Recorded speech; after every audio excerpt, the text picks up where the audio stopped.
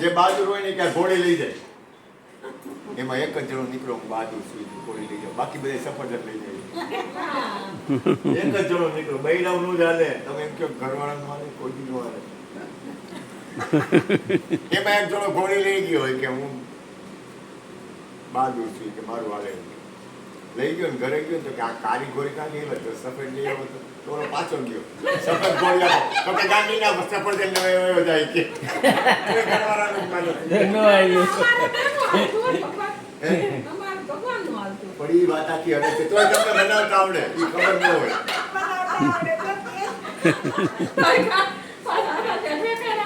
આવડે કે નહીં? આવડે, એમાં કાંઈ ઘટે નહીં. વિક્રમ રાજાને મેં સાંભળેલું વાંચેલું છે. વિક્રમ રાજાને ન્યાય આપવાનું કહેતા ને એટલે એમ કે હું કાલે આપીશ, બીજે દિવસે સભામાં કહેતા. પણ ઘરે રાણી યારે ચર્ચા કરી. બાપરે.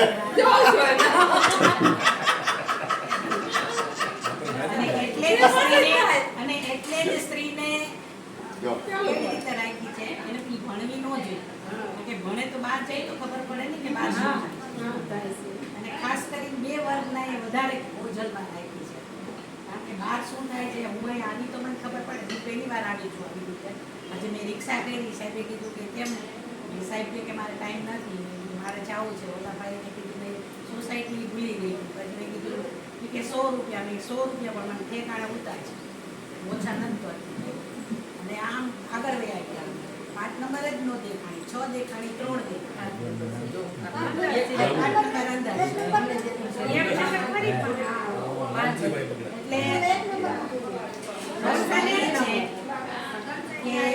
હાલતું કોઈનું સ્ત્રી કે પુરુષ એવું નથી. જે તે જગ્યાએ સ્ત્રીનું હાલવું જોઈએ, પુરુષનું પણ જનરલી શું હોય, અમારી વાત કરું તો અમે રાજપરા જામકંડોળા તાલુકા ત્યાંથી મારી બદલી છે લોધિકા આવી, સાહેબ ઉર્વા આવ્યા એટલે ત્યારે મારો પગાર 22,000 હતો. મને કે હવેથી હું તને દર મહિને 5,000 આપીશ. મેં કીધું હું તમને દર મહિને 22,000 આપીશ. આ વસ્તુ છે કે હવેથી હું તમને દર મહિને 5,000 આપીશ. મેં કીધું નહીં, હવેથી હું તમને દર મહિને 22,000 આપીશ. મારો પગાર 22,000 હતો.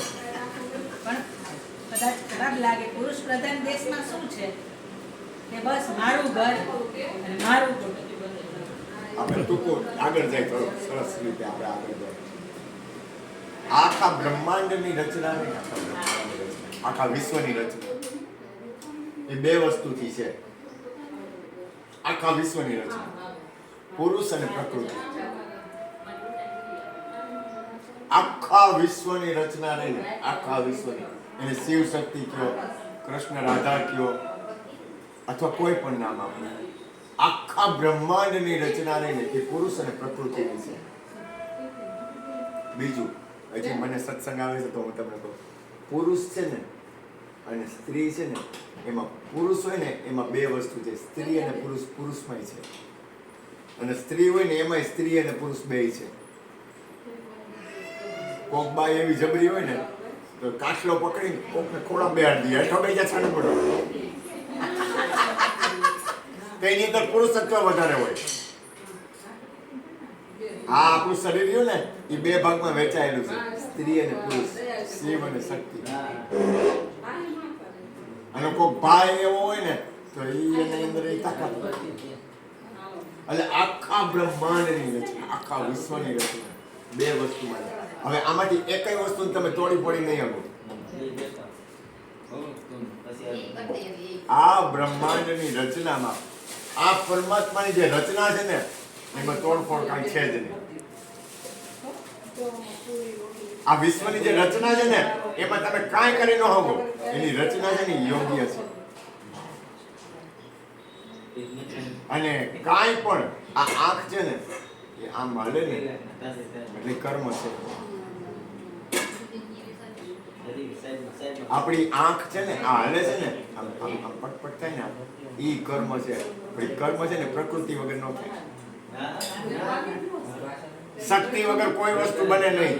કાંઈ પણ કરવું હોય ને કાંઈ પણ એટલે શક્તિથી થાય. આખા બ્રહ્માંડની રચના 3 શક્તિથી છે. કાલી, સરસ્વતી અને લક્ષ્મી, આ ત્રણની આખા બ્રહ્માંડમાં રચના છે. આ ત્રણમાંથી એકેય વસ્તુનું તમે તોડી ફોડી નહીં શકો. ખંડનાત્મક આ બ્રહ્માંડની રચના છે જ નહીં. સ્વીકારવું જ પડે. આદિ ગુરુ શંકરાચાર્યએ કીધું શિવ એક જ સત્ય હે, શક્તિ નહીં.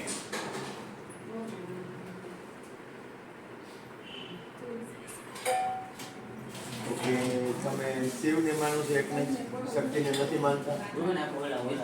તો કે હું શક્તિને નથી માનતો. તો ચાલો આપણે સત્સંગ કરીએ.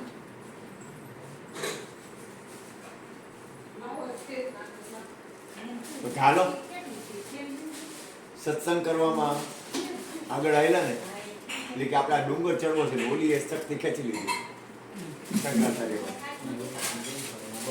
હવે જો એમ કે ડુંગર ચડવામાં મારામાં શક્તિ નથી, પણ શક્તિ લીધી.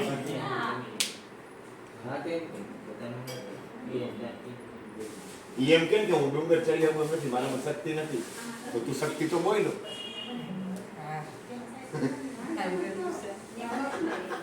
શક્તિ તો લીધી.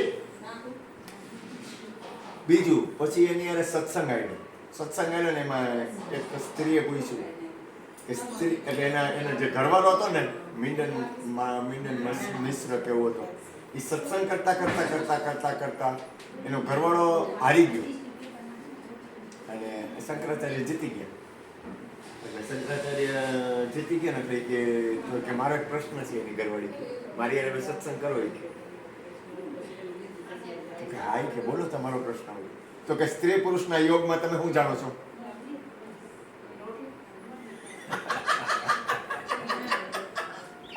એના વિશે કઈક વાત કરો. હવે શંકરાચાર્ય જો એના વિશે વાત કરતો એ ઓલો નથી, બ્રહ્મચારી. હવે જો ન બોલે તો એ હારી ગયો. પછી એને પડકાએ પ્રવેશ કરવી પડી અને સ્ત્રી પુરુષના સંગ વિશેની અનુભૂતિ મને કે થોડોક ટાઈમ આપો. પછી એક રાજા હતો ને, એનું શરીર છૂટી ગયું.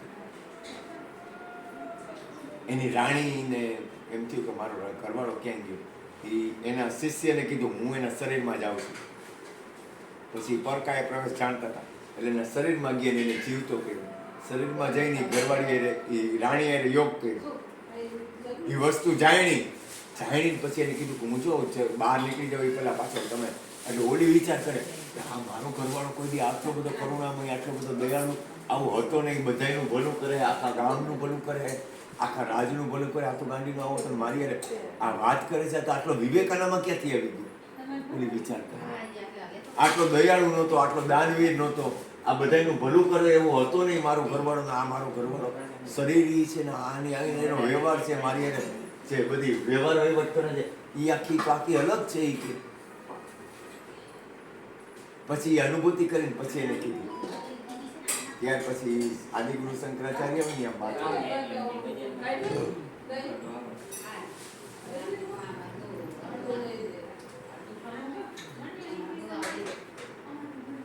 કારણ કે આખા બ્રહ્માંડની જે રચના પ્રથમ તો તમારી સ્થિતિમાં સ્વીકાર ભાવ રાખો. હાલો તમે દાખલા તરીકે હાલો કોઈ પણ વસ્તુનો સ્વીકાર કરો એટલે તમે શું કરો છો? આજ કાંઈ પણ હું કહું અથવા ગુરુ કૃપાથી કાંઈ વાત થાય એનો તમે સ્વીકાર કરો એનો અર્થ નથી. કોઈ પણ વસ્તુ બને છે, કોઈ પણ વસ્તુ થાય છે એનો તમે સ્વીકાર કરો એટલે તમે શું કરો છો? એની વ્યવસ્થાની હારે તમે જોડાવ છો એટલે તમે પરમાત્મા હારે જોડાણા. તમે કોઈ પણ વસ્તુનો અસ્વીકાર કરો એટલે હું થયું કે તમે એનાથી નોખા પડ્યા. રાવણની તાકાત એટલી બધી હતી મારી કે આ આતેડા રહે ને આમ કાપે, આ પેટ ને કાપે, કાપીને માંથી આતેડા કાઢે, આતેડા કાઢીને એનો રાવણ હતો બનાવે. પછી શિવની સ્તુતિ કરે, કેવડી તાકાત. આતેડા પેટમાંથી કાઢી આમ શિવજીના મંદિરમાં હોય ને આ શિવનું લિંગ હોય ને આમ આમ છરો મારે, આતેડા કાઢી અને એનો રાવણ અથો બનાવીને શિવની સ્તુતિ કરે. શિવની સ્તુતિ રાવણે કરી ને અજબ કરી અને શિવજી પ્રગટ થાય. વાત એ નથી, ભૂલ ન કરતા, વાર્તા નથી આ. આખું બ્રહ્માંડ ને એમાં દરેક વસ્તુ છે જ. જ્ઞાનની રીતે છે, સમજણની રીતે છે, અને અજ્ઞાન કયો તો અજ્ઞાનની રીતે છે. અને તમે જ બધું છો તો એ રીતે છે. ચોધારું છે, ચોધારું. આ બ્રહ્માંડની રચના છે ને ચોધારી છે, એક ધારી નથી. પણ એ રાવણ શું કર્યું કે શિવ કે ને એમ નહીં, એટલે એની હારે એક નો થઈ ગયો, એટલે પોતે નોખો પડ્યો, બે થયા.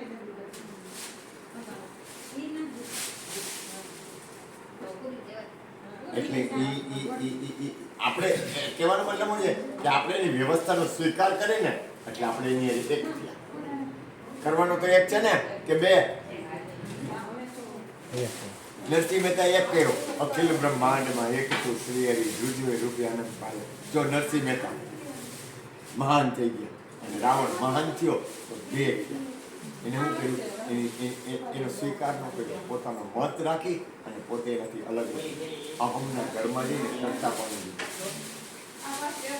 અજબ રચના છે પરમાત્માની અંદરની. તમે જ્યારે પરમાત્માની અંદરની તમે જ્યારે તમારી જેમ તમે ઉપર ઉઠશો ને એમ તમારી અંદરની સ્થિતિ અલગ અલગ થઈ જાય. પછી જે તમારું જ્ઞાન છે ને એ જ્ઞાનની સમજણની સ્થિતિ બનશે. તમારી અંદર જે સમજણ છે ને એની અંદર ઉપર ઉઠશો તમે. તમારી અંદરની જે લય છે ને એ લય એક માધક સાહેબ એ પણ કે જ્ઞાન છે ને એ કે એક કાંટો છે. તમને કાંટો વાગ્યો છે, એ કાંટો કાઢવા માટે તમારે બીજો કાંટો લેવો પડે, કારણ કે એ અજ્ઞાનનો કાંટો ચૂભેલો છે. એ અજ્ઞાનનો કાંટો ચૂભેલો કાઢી અને જે જ્ઞાનના કાંટાથી કાંટો કાઢ્યો હોય ને એ પછી બે કાંટાને સાઈડમાં મૂકી દેવાના છે, એને પકડી રાખવાનું નથી, કારણ કે રોકાણ છે.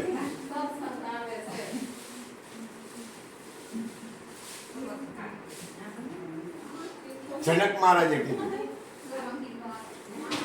જનક મહારાજની સભા હતી ને શહેનશાહોની સભા હતી. એમાં જનક મહારાજે કીધું આમાં કોઈ જ્ઞાની હોય ને એ 1000 ગાય હોનાના શિંગડા વાળી અને ચાંદીની ખરી વાળી 1000 ગાયના આશ્રમમાં લઈ જાય, જે જ્ઞાની હોય. કોઈ બોલ્યું નહીં, કારણ કે ખબર હતી જેમ કેમ કે હું જ્ઞાની છું એ જ્ઞાની નથી.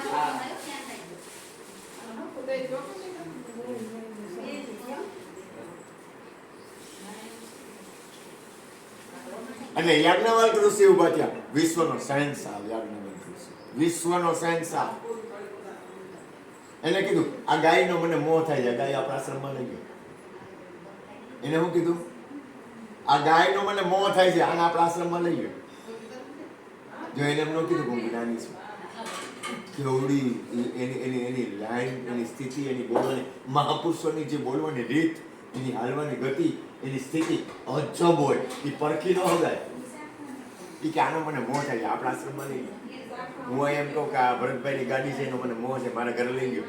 એટલે ઓકે એમ કે બાપુ તમને મોહ અને ગાડીનો મોહ હોય કોઈ દી?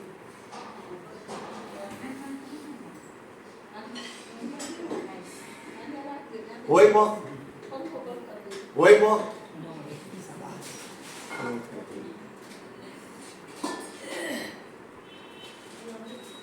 થાય મોહ?